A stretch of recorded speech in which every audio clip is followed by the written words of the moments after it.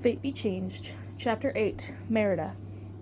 Merida woke to the sound of heavy feet shuffling back and forth across the stone floor. Several things struck her as odd as she lay upon the woolen mattress. The fact that she was in a bed and not on the hard ground seemed peculiar, but welcomed, and she was no longer cold. After spending the night in the forest without even her plaid to keep the chill out, she was just realizing how numb she had been.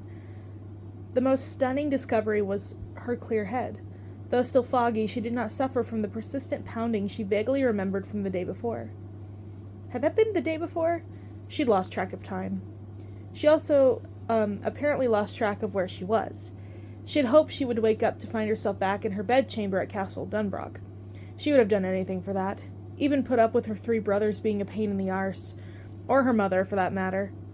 But as she turned her head to the feather-filled pillow, Merida could tell she was not in her own bedroom. This room's windows were much smaller than those at Dunbrock, made the room even more drab. The heavy tapestry hanging on the wall was one she had never seen before. The scene depicted men engaged in a fierce battle. She looked at the right and noticed the dark wooden table next to the bed was bulky, not delicate like the one in her bedchamber. Merida lowered her soft counterpane that covered her and sat up on her elbows. "Ah, you're awake," came a voice thick with heavy Highlander baroque. "I thought you would sleep more." A plump woman dressed in a gray kirtle over a white tunic stood at the hearth on the far side of the room. "As soon as I am done with this, I'll get the physician to check on you again," she said. She fed a layer of peat into the fireplace, and the dwindling flames immediately roared to life. "Where am I?" Merida asked. "You're in a guest chamber at McCameron Castle. I thought they would stash you in the servants' quarters, but I guess because the princess brought you here, they put you in one of the better rooms. You're a lucky one, lass," the woman said with a gentle smile. The details of the past few hours came flooding back to her. The woman walked over to Merida and reached her for her head, but Merida pulled away. It was the girl, Eleanor, who had wrapped her head in the shawl for her own safety. It was Eleanor who had rescued her. She was the princess the servant spoke of, and possibly Merida's mother. She needed answers more than she needed to be seen by a physician. "Can I have some privacy?" she asked the servant. "Of course, lass. And how about a bite to eat as well? It's late, but there's leftover stew." She tilted her head to the side as she looked at Merida. "But I wonder if that may be a bit heavy for you, you think?" Merida's stomach answered with a loud growl. The servant laughed. "Or maybe not," she said. "I'm Orla, by the way. I tend to Princess Eleanor and her mother, Queen Katerina." "Katerina," Merida repeated. "Yes," Orla nodded. That confirmed it. Even taking into account the girl's name and her looks and that gray mark in her eye, Merida had still tried to tell herself that the Eleanor who had rescued her could not possibly be the Eleanor who now served as the matriarch of Clan Dunbrock. But her grandmother, Merida had never met, was named Katerina, which meant that this Eleanor McCameron, who could not be more than 20 years in age, was indeed her mother. But how? "The cake," Merida whispered. "What was that?" Orla asked. "Oh, nothing," Merida said. She put her hand to her head. "Just a bit woozy." "Should I get the physician now, then?" No, Merida said. The bedchamber's door opened, and another woman walked in. She was younger than Orla, with a long, light brown braid sticking out from underneath her kerchief. But it was the girl's striking blue eyes that grabbed Merida's attention. They shimmered like the ice, and they looked just as cold. "Can I help you, Eileen?" Orla asked. Eileen. From what Merida could recall from her studies, the name meant ray of sunshine in the old language. If this lass was a ray of sunshine, Merida did not want to see what a gloomy day looked like. "I was sent for the chamber pot," Eileen answered. "Apparently the queen's maids are above such lowly tasks, so they sent for someone in the kitchens to do it."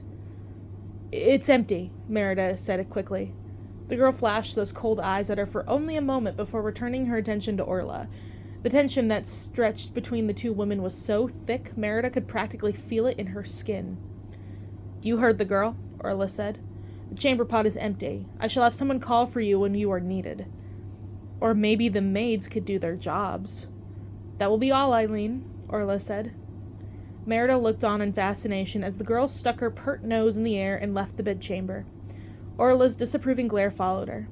Merida could not pay much attention to household politics, but surely she would have sensed if such hostility had been present among their staff at Dunbrock. The maid turned back to Merida and smiled, though it seemed more strained than it had been prior to Eileen's interruption. "Where were we?" Arla said. "The physician. Should I fetch him?" "No," Merida repeated. "Thank you for tending the fire and for offering supper, Orla, but I do not think I can hold anything down." "Are you sure I cannot do anything more for you, lass?" "I am sure, but what I need right now is more sleep." "I understand," the woman replied with a nod. "I'll be on my way, and I'll make sure no one disturbs you." Merida waited several more minutes after the woman had left the bed before she jumped out of the bed. She was certain she was on the right track when it came to that blasted cake. Something about the spell hidden within it had sent all of this into motion. Orla had mentioned that it was late, past supper time. Remaining in this bed would not give her the answer she desperately needed. She had to get to the witch's cottage. Merida looked around for her slippers and found them in front of the hearth. She closed her eyes and released a sigh of pleasure as she slipped her feet into the warm shoes. She did not look forward to going out in the cold night, but these would stave off the chill, at least for a while. But as she wrapped the tartan shawl Eleanor had given her around her shoulders, Merida realized how foolhardy it would be for her to leave this castle in the middle of the night. She was not familiar enough to these woods to navigate them during the day. How much more difficult would it be to do so in the dark? She sank to the floor.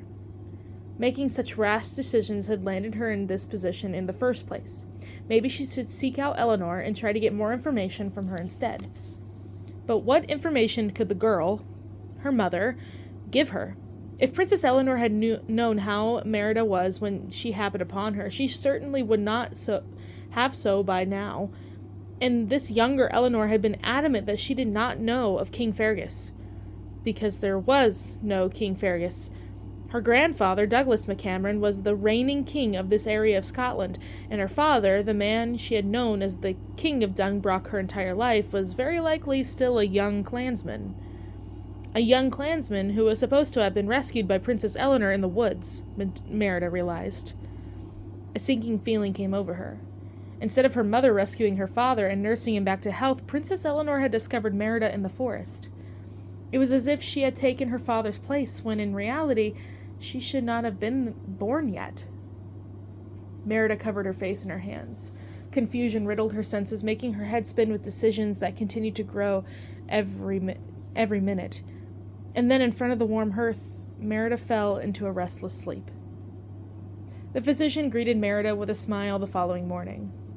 "You're looking much better, even for sleeping on the ground." The man had the cheeriest disposition Merida had ever seen on someone who witnessed sickness and health on a routine basis. He'd barked out a laugh when he'd seen her in front of the hearth, starting her awake, then escorted her back to bed. "How's your head?" "It no longer feels as if my horse is grinding his hoof in it," Merida said. "That sounds better to me," the man said with another laugh. He used 2 fingers to press lightly at the skin around Merida's injury. "Looks as if that bump has gone down some, but you still got a nice egg there." His fingers got closer to the knot, and Merida flinched. "Still tender?" She nodded. Her head felt better than she was letting on, but Merida figured if she could buy more time by convincing the physician that she needed extra rest, she could keep the staff away from this room. It would give her the opportunity to slip out and go and search for the witch's cottage. "I will have someone from the kitchen bring up a little porridge to break your fast. Then you can get some more rest," the physician said. "Here in bed, preferably." Merida nodded. She was not going to turn down her morning meal after skipping supper last night. Besides, she needed the sustenance if she was going to spend her day searching for the cottage. Another servant, one much younger than Orla, but whose eyes and nose showed a strong family resemblance, arrived with a bowl of hot porridge, sweetened with honey, along with an oat cake. Merida practically inhaled it all. When the young maid returned to retrieve her breakfast tray, Merida said she would be following the physician's orders and going back to sleep. "The physician advised that I not be disturbed for the rest of the day," she told the girl. "Can you make sure the servants and Princess Eleanor are informed of his orders?" The maid nodded, then backed out of the door and closed it behind her. Just as she had done the night before, Merida waited several minutes before getting out of bed and slipping on her shoes. She went over to the window, but it was well fortified. Not a surprise, it was the same way at Castle Dunbrock. One could never be too careful, and according to Eleanor, the peace between the clans surrounding McCameron's lands was still very fragile. Any good king would make certain his home was impenetrable, which meant it would be more difficult for Merida to sneak out. She walked to the wooden wardrobe against the wall. Her legs went weak with relief upon finding several kirtles in various shades of gray and green. Compared to her gown, one of these would blend in much better with the forest. Merida disrobed, folding the woolen shift she had been given to sleep in and setting it to the floor of the wardrobe. Then she retrieved a dark green kirtle and pulled it over her head. It had obviously been made for someone taller than she. The hem dragged on the floor, but it would have to do. She slipped on her shoes, gathered her skirts in her hand, and made her way to the door. Merida put an ear to the cold wood, listening for footsteps. She heard none. Was it because the rest of the household staff was off attending to their duties, or because the door was so thick that she would not hear through it? There was only one way to find out. Sucking in a deep breath, she opened the door a crack and slowly stuck her head out. She looked from left to right, her heart beating like a flock of wild geese. The glow from the candles illuminated the corridor, but they did not cast any shadows on the opposite wall. It was empty. She had been too groggy to pay attention to the layout of the castle when she was brought in the day before, so Merida thought back to what she knew of the one at Dunbrock. All castles were, first and foremost, military fortresses, designed to shield the royal family by keeping them as far from the enemy invaders as one could.